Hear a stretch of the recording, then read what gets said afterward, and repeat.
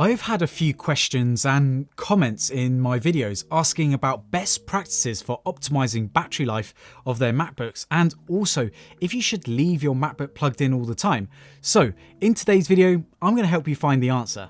Hello everyone, my name's Mike, and here at Tech Moon I uncover Apple tech and Apple related tech. So hit that subscribe button and notification bell if that's what you're into. MacBooks for nearly a decade have been using lithium polymer batteries, so that's what I'll be focusing on this video, on this type of battery technology over lithium ion batteries, which won't be as relevant even though the differences are very small. Lithium polymer batteries work by having two electrodes, an anode on one end and a cathode on the other, where there is a gel-like electrolyte in between and then a separator between the two.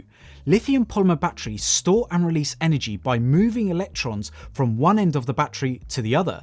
We use the energy that electrons flow to the cathode to generate electricity. As we charge the batteries, ions move from the cathode to the anode through the electrolyte, and when we use the energy, the opposite happens.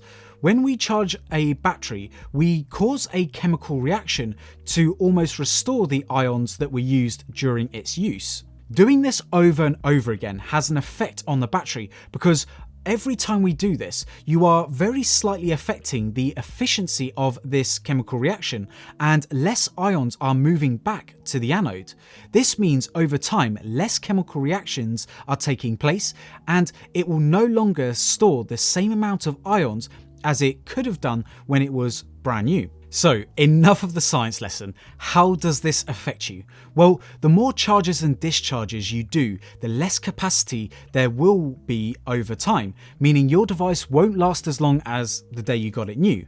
Apple states that their MacBook batteries are designed to retain up to 80% of its original capacity at 1,000 complete charge cycles, meaning that after 1,000 charge cycles, it will only be able to charge up to 80% of its full capacity. But what is a charge cycle? Apple clarifies that a charge cycle means using all of the battery's capacity, but not necessarily by discharging it from 100% to 0%. So when you have used an amount that equals 100% of your battery's capacity, not necessarily from all of it in one charge. For instance, you might use 60% of your battery's capacity in day one and then recharge it overnight fully. If you use 40% the next day, then you would have discharged a total of 100%, and the 2 days will add up to one charge cycle. However, not all charge cycles are equal. Going from 80% to around 30% would mean that you would have discharged the battery by 50% or half a charge cycle. So by doing this twice, you would have had one full charge cycle. This would actually be better than going from 100% to 0% from a chemistry standpoint, because you have put less strain on the battery chemistry. To check your MacBook's charge cycles, click on the Apple logo in the top left hand corner and go to About This Mac. Then click on System Report. A new window will appear, and click on the power option in the left menu bar and you will see your cycle count in the health information setting. Now, the key to battery longevity is a number of factors, so let's break it down. In my opinion, the key to battery longevity is to reduce the amount of discharging your battery does. On an M1 MacBook, for example, we know that the battery life is fantastic, and even with intensive workloads, I've seen the battery last anywhere from 8 hours to 15 hours with lighter workloads. This is because the M1 chips require very little power, even under load, meaning that the battery doesn't have to provide the MacBook with as much juice to run it, meaning longer run times. Intel Macbooks unfortunately last about half the time because they require a lot more power even under idle, and under load the M1 MacBook just basically beats it, even though the MacBook batteries are identical between the two. So how can we optimize our MacBooks to use less energy even on an M1 MacBook? And Don't worry, I will get into whether you should or shouldn't leave your charger plugged in, so keep watching and also give this video a like if you've learned something new already. So Apple has a few useful suggestions to reduce discharge, and I have a few of my own, so let's go through it and break down software and physical tips to help you get the most out of your battery. Firstly, screen brightness can have a huge effect on your battery life. So first of all, head to the Apple menu, then click on System Preferences and then click Displays, and then turn on Automatically Adjust Display, as this will automatically adjust the display to conserve power. Next, turn on Slightly Dim the display while on battery power. This setting lets your Mac adjust the display brightness to 75% when you unplug your computer from power. Again, head to the Apple menu, click on System Preferences and then click on Battery, and then click on Battery again on the left menu bar, and then make sure you have ticked the Slightly Dim the display while on battery power option. Next, turn off Enable Power Nap while on battery power. This setting prevents your Mac from checking mail and other iCloud updates during sleep, which can help improve standby times. Also, turn on Optimize Video Streaming while on battery.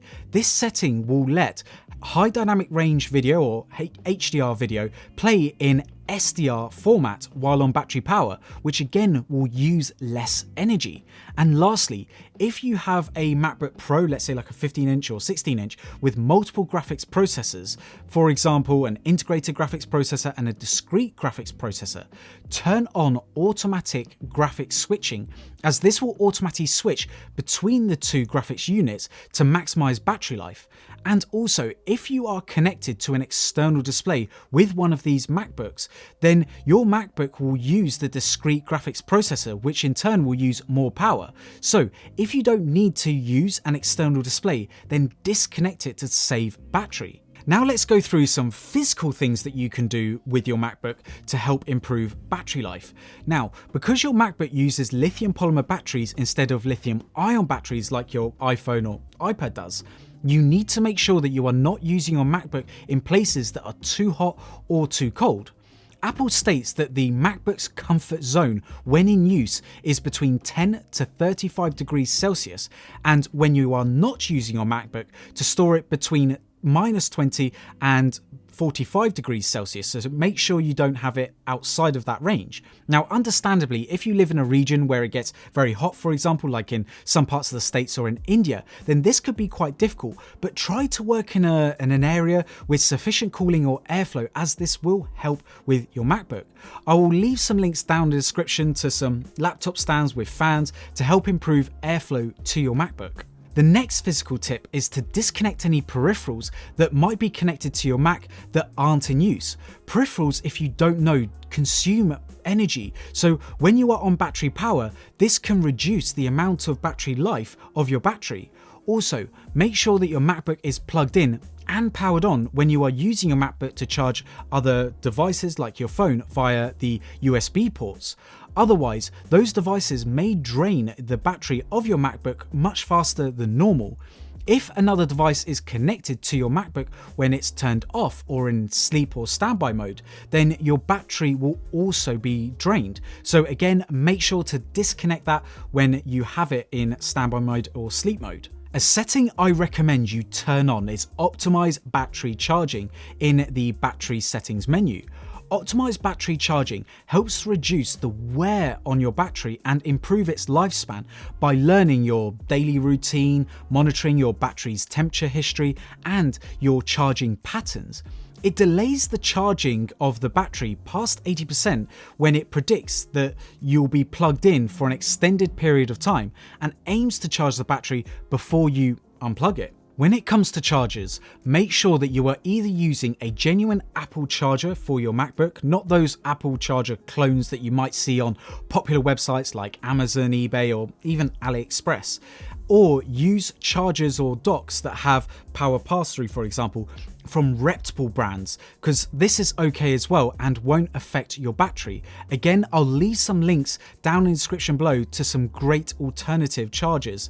When you want to use the battery power of your MacBook, obviously, the best practice is to keep the battery charged between 20 to 80%. Charging past 80% or draining the battery below 20% puts the most strain on the battery chemistry. This means if you can, try to charge your battery when it hits 20% or so, and make sure that the battery doesn't drain below 20% and then stop charging once it hits 80%. Now let's answer the big question. Would it be okay to leave your charger plugged in, let's say when you're working throughout the day or overnight?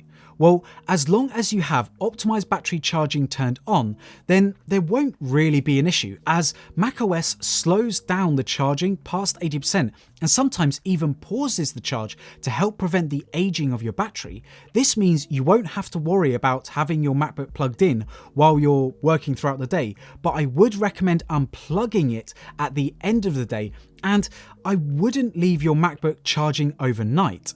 If you click on the battery icon in the menu bar, you will see that the battery charge will be on hold, most likely past 80%.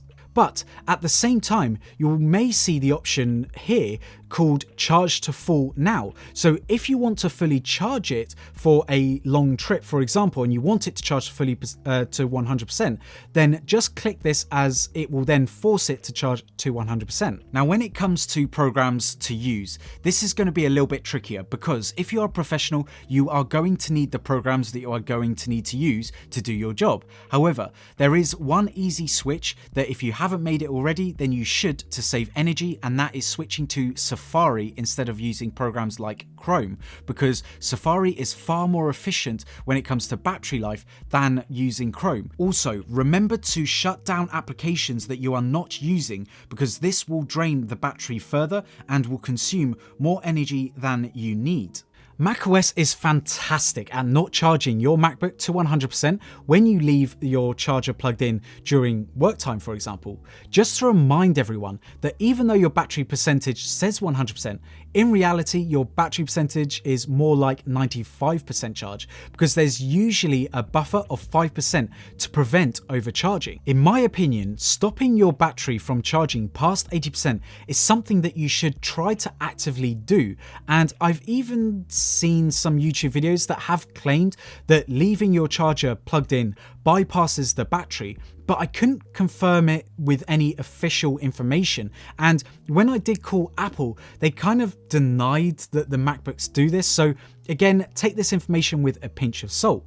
When storing your MacBook or leaving your MacBook for longer than 24 hours, the best practice is to shut down your MacBook to prevent your Mac from performing background tasks constantly, which can drain the battery, and ensure that your MacBook battery is charged to around 50%. Also, the whole calibrating your MacBook battery by letting it drain to 0% is no longer advised, as these MacBooks with its lithium polymer batteries do not suffer from the memory effect and can actually do more damage than good, because your battery, as I mentioned, can really cause some stress when it's charged or discharged close to 0% and puts that massive strain on the battery chemistry. So my advice, don't do the whole discharging thing to 0%. So there are some tips on how to get the most out of your battery, but for most of you, as long as you keep your MacBook up to date with the latest software updates, your MacBook will automatically look after itself based on your uses and habits. So it's something that I wouldn't worry about too much. It's genuinely fine to leave your charger plugged in during, let's say, a workday, as macOS will do the management for you. But if you want to make an active approach to looking after your MacBook battery, then I hope that this video has helped. If you are using an M1 MacBook, the battery life is fantastic, meaning that, to be honest, you're going to have less charge cycles anyway, and you're going to get much longer life out of them. If you do notice that your battery life is dropping, then Apple does offer a battery replacement program for around £100 or so, or $100 or so. But there we have it. As always, this is a discussion, so please leave a comment down below if there's anything else that you guys want to add, or if you disagree or agree with any of my points. And if you found this video helpful, please let me know. Check out the links down in the description to support the channel. If you haven't already, please follow me on Twitter and Instagram at TechCarMoon. Drop me a like in this video if you've enjoyed it, and hit that subscribe button and notification bell if you want to see more more from me. But if you want to see more from me right now, you guys know what to do. There's 2 videos right over here. You're going to absolutely love them. Anyway, look after yourselves and I'll see you in the next video. Bye.